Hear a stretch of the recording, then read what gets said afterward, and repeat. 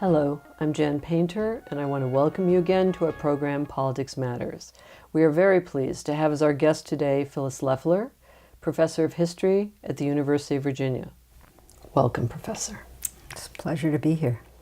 Phyllis Leffler received a BA from Queens College of the City University of New York in 1966, an MA from the University of Sussex, England in 1967, and a Ph.D. from Ohio State University in 1971. Her fields of specialization include public history, the history of the University of Virginia, and oral history. An abbreviated list of her diverse publications include Black Families and Fostering of Leadership, Ethnicities, 2011, American Memory on the Abolition of the Slave Trade, Is There Common Ground in American Museums, in Museum History Journal, 2010, Mr. Jefferson's University, Women in the Village, Virginia Magazine of History and Biography, 2007, for which she received the William M. E. Rachel Award for Best Essay of 2007, Women and Southern Tradition at the University of Virginia, Iris, 2000, and together with Jeffrey Hantman and Carol Eli, she created To Seek the Peace of the City, Jewish Life in Charlottesville, an exhibit, 1994, Albemarle County Historical Society. A short list of her professional honors and activities include Reader, Ron Brown Scholars Program, 1998 to the present, Southern Jewish Historical Society Secretary and Chair, Grants Committee, Editor, Museum Review Section of Southern Jewish History, 2009 to the present, Grants Committee, Virginia Foundation for the Humanities, 1992, 96, and 98. Distinguished Faculty Service Award, the Hillel Foundation, and the NEH-HCPH Institute on Teaching Public History, 1984. Professor Leffler has just completed a book related to the Explorations in Black Leadership Project, which she co-directed with Julian Bond. This book creates an analytical framework for the stories of close to 50 Black leaders interviewed as part of this oral history project. She's also continuing to explore the history of the University of Virginia during the 20th century, with a particular interest in understanding how the university evolved during the course of this century to become a leading public institution in America. In the last two programs on Politics Matters, we explored with Professor Paul Gaston the issue of what brings an individual to a committed life of social activism and public service, and he discussed his career and unique early life growing up in the utopian community of Fairhope, Alabama, and how that upbringing forged his dedication to Southern history and his participation in the civil rights movement. Today, we are beginning a series of two companion programs also on this topic of the origins of social activism and civil rights engagement as seen through the lens of the remarkable oral history project, Explorations in Black Leadership, again, as I mentioned, which was co-directed by Professors Leffler and Julian Bond. Welcome, Professor Leffler. Thank you. I'm thrilled to be here. Before we begin, tell us, if you would, what brought you to your focus on history and social justice? Well, that goes back a long time. I would say most specifically, if I'm really think about this seriously, that it probably has a lot to do with family heritage for me. I have grandparents who were immigrants to this country who came from Eastern Europe. I was always fascinated by some of the untold stories, and many of them were untold, but just a sense of difference somehow that they exhibited, whether that was through accents or ways of life. And secondly, an uncle who was an emigre from Nazi Germany, who was a professional historian, an American historian, in fact, and I always admired him greatly. And I think as a child, those things influenced me deeply. What was the genesis, Phyllis, for the idea of this ambitious project? How and when did it come about? It came about in the year 2000. Julian Bond was a colleague at the University of Virginia, just very recently retired. I had developed a deep interest in public history, and as part of that, in oral history. And I felt, as did he, that many of these histories of Black leaders had been undocumented, and that it was an opportunity for us to begin to collect these histories. We were 4 years away at that point from the 50th anniversary of the Brown decision. So we started with a few questions about the Brown decision, but then went on to talk more generally about people's personal biographies and what aspects of those biographies created the catalyst for leadership. There were so many, in looking at this amazing project, so many compelling stories, and it was a challenge to single out a few for purposes of our discussion. So I'm just going to refer to 4 in each segment of our program, and please feel free to bring in, as we discuss the larger questions that we deal with, anyone that you would like to. I was quite interested in social activist and reformer Dorothy Height, poet Nikki Giovanni, who everyone knows, playwright and essayist Marie Baraka, and choreographer and dancer Bill T. Jones.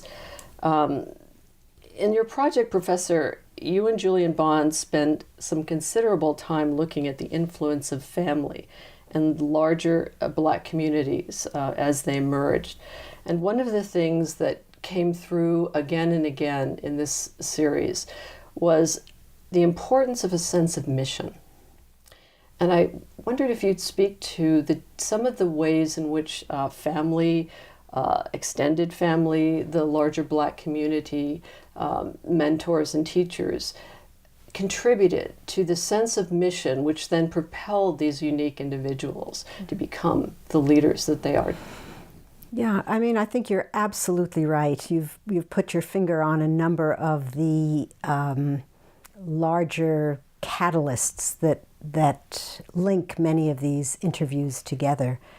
And when I think about the mission that so many African Americans felt, I want to say that I think it goes back to the enormous need to create the strategies for one's own success, to develop the strategies from within for success and for overcoming the odds that so many of them faced in a society that was, for many of them, segregated, deeply discriminatory.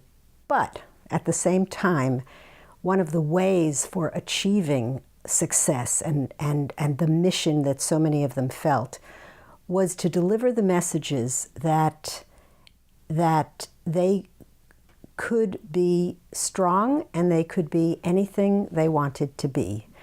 They could be anything they wanted to be, not necessarily within the larger society, but within their own communities. So there was always this remarkably, almost dual message that yes, they needed to understand the larger society, but they needed to, within themselves, develop the strengths to overcome some of what they would experience. Not even necessarily to be able to break out always, but at least to be able to be as good as they could be within their own groups, within their own structures. And of course, there were always models of people who had broken out, so they always turned to those models. People like Mary McLeod Bethune, for example, who had was the child of slaves herself and developed a college and then became an incredible activist within the larger society for education and became part of Roosevelt's Black cabinet. So people like that were always held up as models. And there were always within the Black community people who had been remarkably successful as perhaps teachers within the community, or perhaps by the 1950s as lawyers within their own community. So there were always models of that sort. But the mission, if we go back to the sense of mission, I think the mission that was always being promoted by so many families in so many different ways was that it was fundamental to be true to yourself and to, in a sense, rise above your circumstances. And they did it in a number of different ways. I mean, Dorothy Height you mentioned. So Dorothy Height's mother told her daughter in a school situation that she couldn't just strut around and be proud, that she had to help those others within her midst who weren't achieving as well as she might be achieving. And Dorothy Height's mother modeled for her daughter what it meant to be part of community, what it meant to be part of organizations, women's organizations, church organizations. So that mission, of a way to lift up those who were in need, which is a metaphor that's used over and over again by African American leaders, the need for lifting others up. Dorothy Height's mother modeled that for her through all these different organizations that she was a part of, the early women's clubs within the African American community. Dorothy Height herself then goes on to find these kinds of organizations once she moves out of the small town of Rankin, Philadelphia, and goes to New York. And of course, she becomes the national chair of the National Council for Negro Women, which she heads up for 40 years and is an incredible activist herself on behalf of women and children. Another issue that comes up that really struck me was the role of ancestors. I mean, we all, and from wherever we come from, we have a strong connection with that, right? But for sure. What is unique, would you say, about the way in which ancestors are focused on in Black leaders? Well, one unique aspect, I would say, is the way in which ancestors tell stories. Ancestors, there is such a strong oral tradition in the Black community, and that's actually part of the reason that I think these oral interviews are as powerful as they are. I think they call upon, even if people are not talking about their ancestors, I think they call upon a tradition of orality that a lot of these leaders are familiar with. So ancestors tell stories. They tell stories about their own youth. They tell stories that perhaps go beyond their youth. Amari Baraka talks about his grandmother telling stories about Ali Baba, but also another grandmother telling stories about growing up in the rural South. Nikki Giovanni talks about how her ancestors speak to her, how they're telling her stories that motivate her own poetry. And she's actually going beyond her immediate ancestors. She actually feels and thinks she hears the voices of people that go all the way back to the slave trade, and those voices are speaking to her. So ancestors are important, of course, because of a sense of continuity, but they're also so fundamentally important because their stories, I would almost say, perhaps in some ways like my own grandparents' stories, recall an era that is in some ways distant, but in other ways is ongoing. And it creates a kind of continuity for people that I think then creates a passionate need to make a difference in their own societies. And actually, for me, one of the lessons of these interviews, if I may just reach beyond these interviews, is how important organizational connections are. Beyond politics, beyond the formality of schooling, how important it is to feel embraced by community as a way of developing a sense of self-worth and self-dignity and determination, to be part of community and to see what the common needs are and to fight for those common needs. So one of the things that I found quite remarkable about these interviews and have written about in the book is the ways that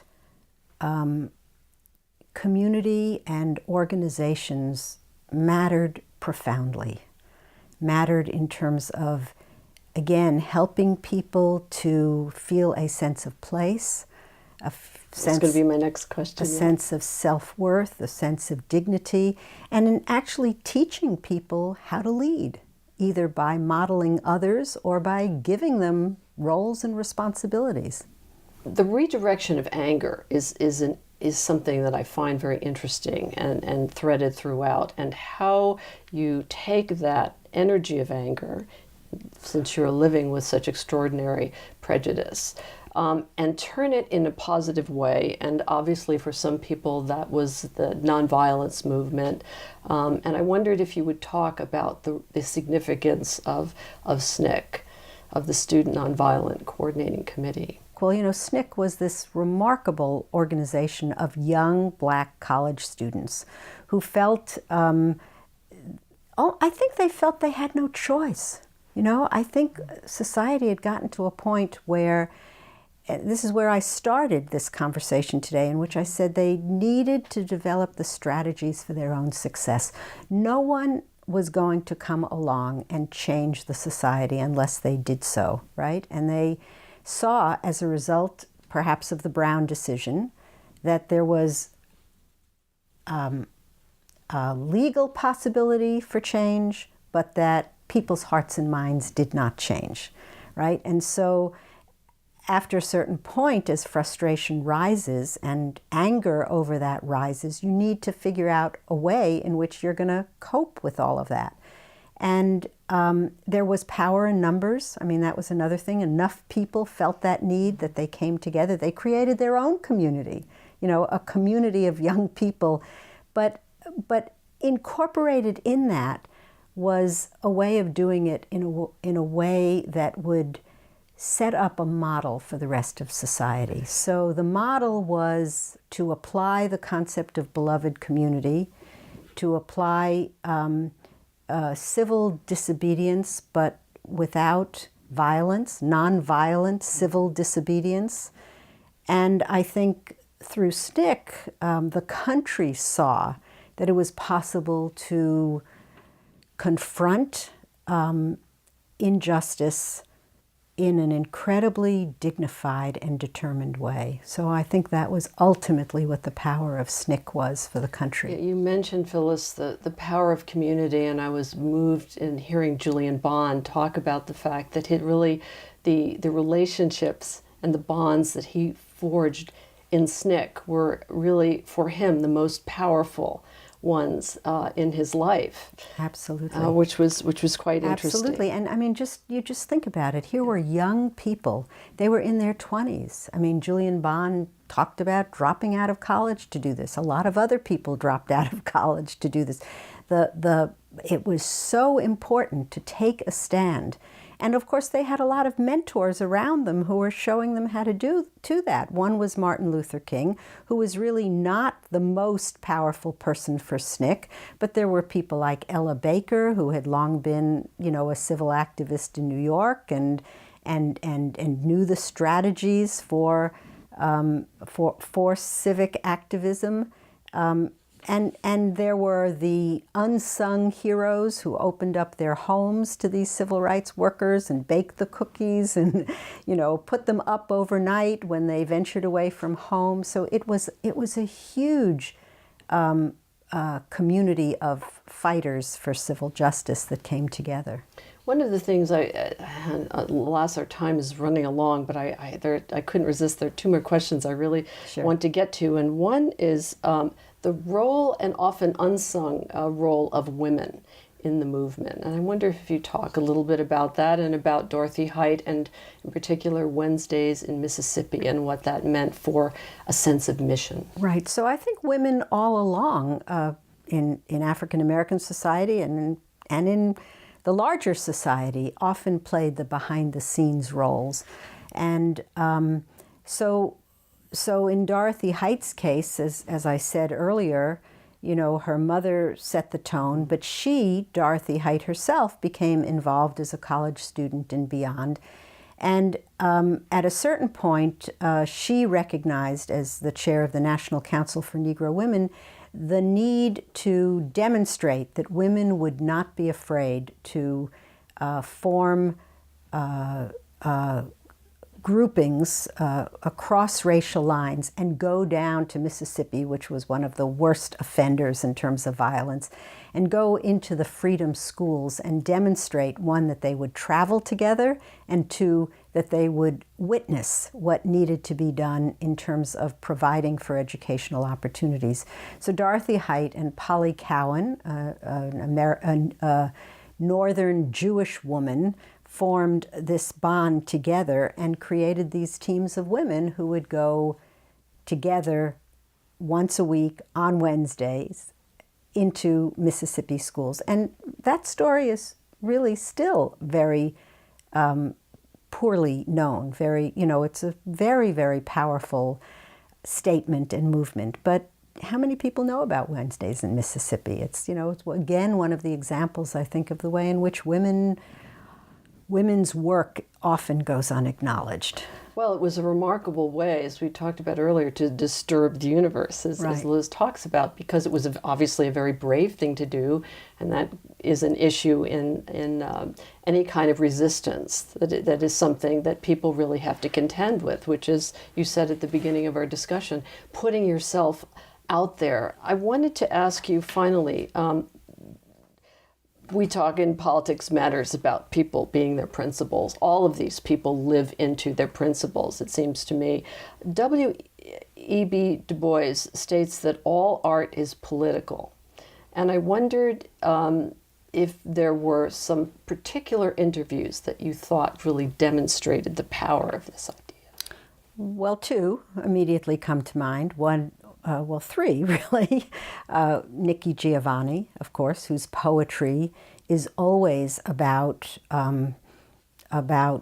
resistance to the status quo and sometimes infused with anger about the society in which she and others inhabit. Amari Baraka, of course, the founder of the Black Arts Movement, which was a movement to take charge of Black art and literature and music and dance.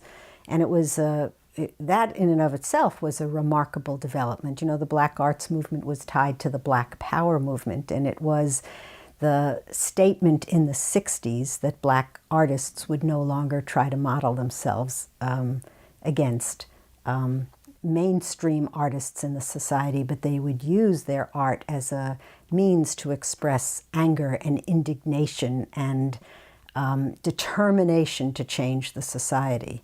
I think Amari Baraka said once something like, "Our poems are our guns," or something of that sort. That is to say, we need to use the arts as a way to express our righteous indignation, our righteous anger. It's a wonderful way, again, of transmuting the anger into something very positive and also important to point out to the larger society.